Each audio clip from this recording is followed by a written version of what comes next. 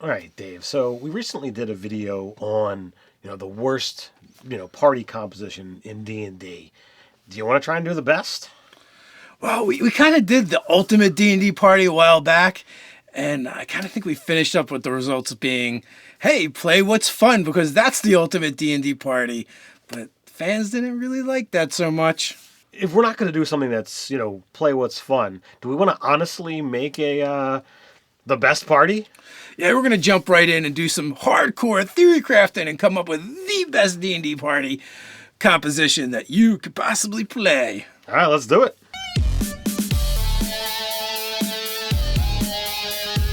Hey folks, Dave from Nerdarchy here, for Nerds by Nerds, and today I'm hanging out with this nerd. Nerdarchy Ted.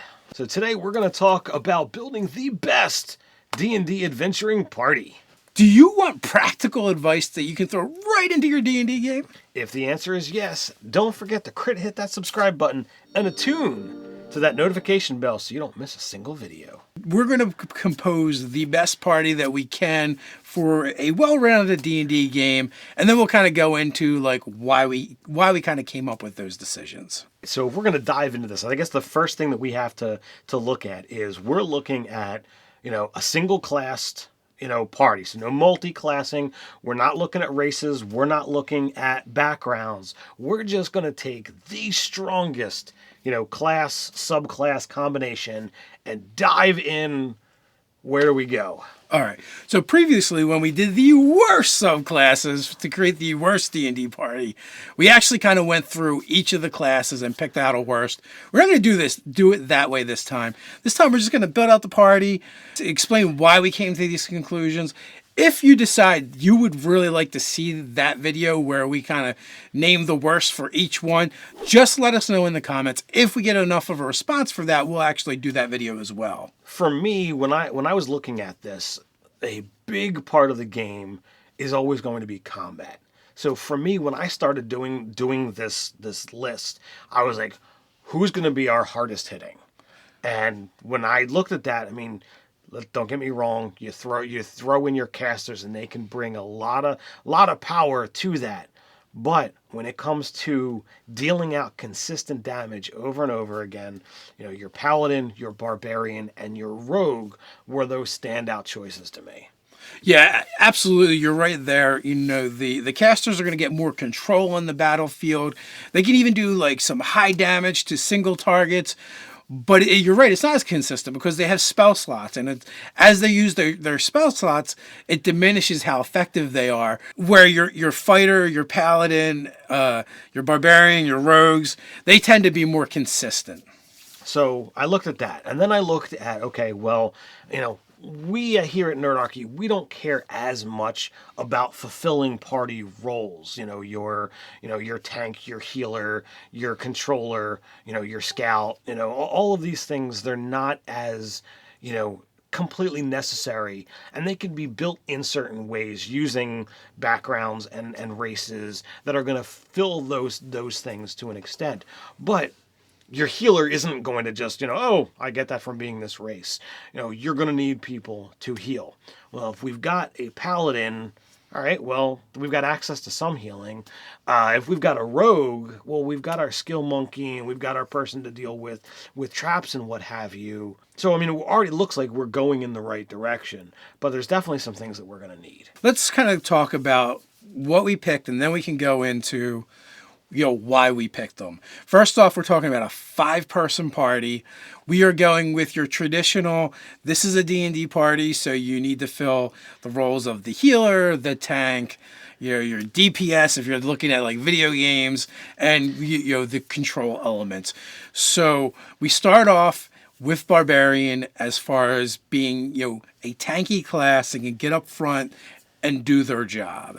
And with Barbarian, we're specifically going with the Ancestral Guardian. This offers the typical tankiness that the Barbarian brings to the table. It comes with being, able to do a lot of damage. And, going the Ancestral Guardian, it's going to lock people in place with, every round for your rage. Your spiritual protectors are going to move around and hamper should they choose to attack somebody else. So regardless of who that person attacks, it's going to be going off with, resistance because you're raging, so you already get it. Or if they attack somebody else, they'll get the resistance to the attack and disadvantage. Right, as long as they attack the one you marked. But later on, you can send your guardians out to absorb some of that damage anyway, and then they'll also punish them. So it's kind of like that ability that says, hey, look at me. And we even have a way to kind of like offset the awesomeness of the totem bear as well. So with that, we're going to move into our next tank character. Our next tank character is going to be, as I said, the Paladin. This is the one that's going to be strapping on the heavy armor. The ability to be a secondary healer for your party, when they're not using their spell slots for smiting. But, they're still going to have the lay on hands, even if all you do is smite. Now, oddly enough, when we did our worst party, we actually put this subclass in there. I blame Ted. He wanted that one, so I went with it. But the truth of the matter is, Oath of the Ancients actually has one of the best Rs in the game, and that is to get half damage versus spells. We're not using our Totem Barbarian, so if we stick this Paladin up front, standing next to our Barbarian, it's going to mitigate some of that spell damage. And going to make them more tanky. He's going to do paladin things. He does have the ability to use Channel Divinity and lock people in place. So I think, paired with the Ancestral Guardian Barbarian, the Oath of the Ancients Paladin is going to be a nice front line. So from there, I think we should go to the guy or gal who's going to be standing directly behind these two, keeping those hit points up. All right, well, so that's going to be our Cleric. And everybody, knows that you need a Cleric in your adventuring party because they're the ones that are going to be stitching them back together. Truth be told, we almost left Cleric off because we had another way to do it. But that being aside, we had this conversation off air, and the Order Cleric is super powerful. You want to say why? All right, so not only was it important for us to have a party that was just superior to doing all the roles and getting things done, we also wanted them to be able to complement each other really well, which would have maybe put the fighter Battlemaster in there because they could give other actions to other people. Super useful. But it's what? We actually have a better way to do it. When the Order Cleric casts a spell that targets an ally, they can choose one of those allies to take a reaction and make an attack. The Order Cleric gets to pick who, but still, you cast Bless on the whole party. Well, one of them gets to use the reaction and attack somebody. And if you use your Rogue to do that, well, it's not their turn technically. So they can sneak attack again, or it's an extra Paladin smite, or it's just another attack for your Barbarian. It's super useful. All right, so you brought up Rogue. And, there were a number of choices. And Nerder Doug was really pushing for the Swashbuckler. But we've already got your Barbarian and your Paladin up in the thick of it. And let's face it, you are going to need ranged combatants for this kind of a party. And there is none better than the Rogue. Using that bonus action to hide, guaranteeing a sneak attack each round. But when your Paladin and your Barbarian are in the thick of it, he can just, get behind, shoot, always guaranteeing that sneak attack. When your Order Cleric, casts a spell that's going to target your Rogue, boom, he's going to be able to get that sneak off again.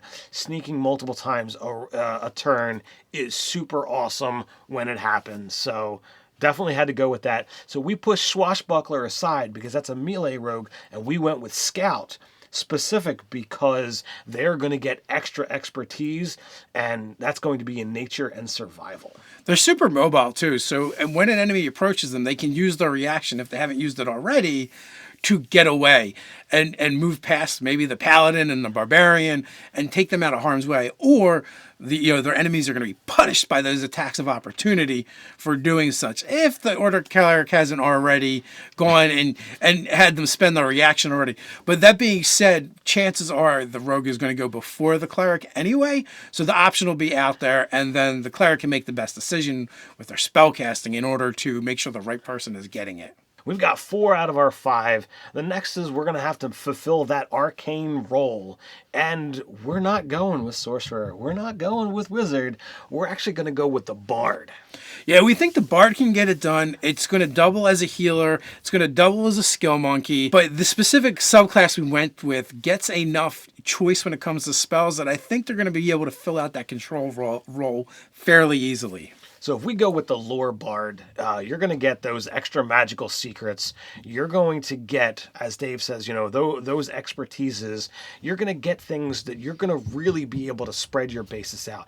I think in 5th edition, this is the best, the pinnacle of what bards have been throughout all the editions of D&D that I have played, and it really presents, one of the strongest classes overall.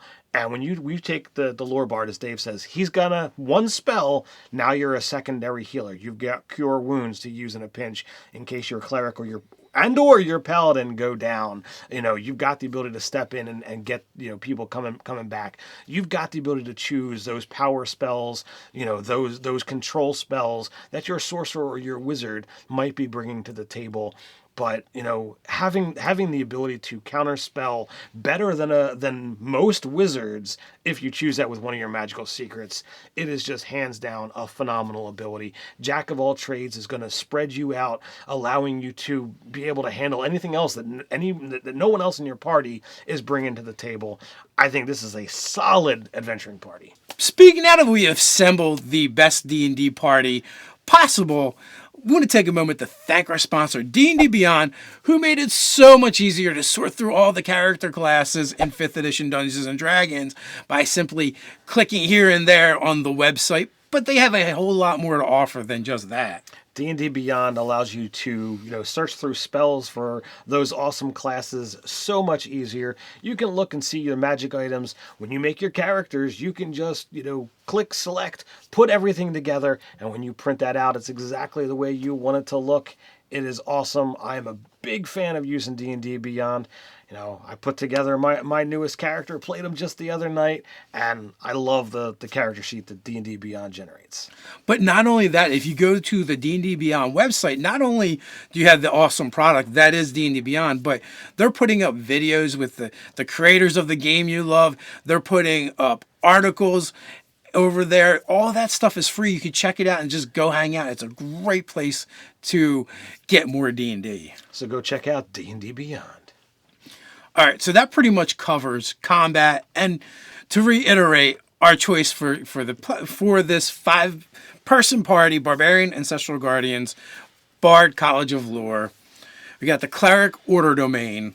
We've got the Paladin, Oath of Ancients, and we have the Scout for our Rogue archetype. We mentioned, the combat abilities, but there are 3 pillars in D&D. So do we want to dive into exploration and social and why these characters are going to excel there as well? Absolutely. I think one of the things that pushed the Scout Rogue over the top, especially for you, is that exploration pillar, because they get extra skills and they get expertise. So they're actually in some ways better than the Ranger at doing Ranger things. So, and on top of that, barbarians are a somewhat nature-y class. There's a lot of times that, barbarians tend to take survival to begin with. So I think the barbarian is going to be able to act as a second, for the scout when he's just having that bad day with dice. So the next thing to look at is going to be, the category of lore, because it's not all about, searching a map. Sometimes it's about, exploring, things, and having knowledge skills are incredibly handy. So when it comes to, the 4 knowledge skills, you've got nature, religion, history, and arcana. So obviously religion, that can be covered by both your paladin and your cleric. Nature, as we already said, is going to be handled by our scout. And that allows your bard, who is going to have a lot of skills, that they can handle the history and the arcana without a problem. And that's if your paladin, your cleric, didn't want to step in and cover history as well. Yeah, I mean, that's a great point, because there are more ways than just going into the wilderness to explore the world, right? The world as a whole, those other skills are going to open up those avenues and allow the party to kind of know what's going on or know where to go look. The last pillar here is going to be social. And, we know where these kind of go. So you want to take that? Sure. We have a bard in the party, and we have a paladin in the party. Even though our rogue is a bit more rustic, we have a rogue in the party. All of these characters are really good at skills. The bard and the paladin are already charisma-based, so they're going to be good at that already. We've got a great foundation when we're talking about having a face character. Really, the bard or the paladin could each do it. And they're going to complement each other as well. You can have your bard, take persuasion, and your paladin intimidation, or vice versa, should you so desire. Yeah, so absolutely. So the reason why we think this is the absolute best D&D party is because we cover all the bases. They complement each other. They're going to work together really well. Heck, we didn't even mention bardic inspiration and cutting words. That is another way for our bard to kind of help and synergize the rest of the party. So now, as I said, this was all based on a single class, party breakdown. Should you so desire, adding, racial abilities, backgrounds, that's going to diversify this, in a lot of different ways. You start adding multi-class, if your bard wanted to, step in and pick up, sorcerer or wizard to complement things even further. Any of your melee classes that decided to go with fighter just to get action surge is going to offer a lot of advantages there. So there's a lot of things that you could do to build this out and make it even stronger. But, as single class builds, that's where we decided to go. So that wraps up, the best D&D party. If you like and enjoy the content that Nerdarchy puts out, we'd like to invite you to come check out our Patreon, where through the support of patrons, we're able to bring this content. But not only that, we're turning some of the stuff we make into actual products that we offer up to our patrons earlier. We offer it to them for less. We couldn't make these videos without them, so we greatly appreciate them and want to thank them all. And hopefully you'll think about becoming one yourself. There's a link in the description to check that out. Another thing in the description below is that link to our sponsor, D&D Beyond. You can always help out the channel by helping out our sponsors. While you're on your way down to the description, head to the comments where you can join the conversation. Let us know if you want to do that first part of the video where we select the best subclass for each individual class. Tell us if we got this right. Tell us if we got it wrong. We know you will. While you're at it, don't forget to like, share, and subscribe. Until next time, stay nerdy.